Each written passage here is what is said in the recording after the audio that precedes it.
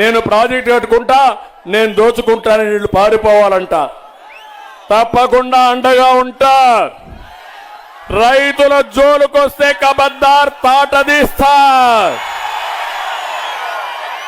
మీ అబ్బ సొమ్మ భూమి, రైతుల సొమ్మది, వాళ్ళ తల్లిదండ్రులు ఇచ్చిన కష్టార్జితం. ఒక ప్రాజెక్ట్ కట్టాలంటే ప్రొసీజర్ ఉంది. ఎన్విరాన్మెంట్ స్టడీ చేయాలి, ల్యాండ్ ఎక్విజిషన్ చేయాలి.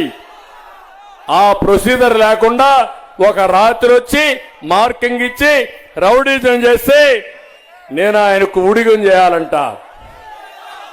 వాళ్ళు ఎన్జిటికి వెళ్ళారు, తప్పని చెప్పారు, 100 కోట్ల రూపాయలు ఫైన్ వేశారు.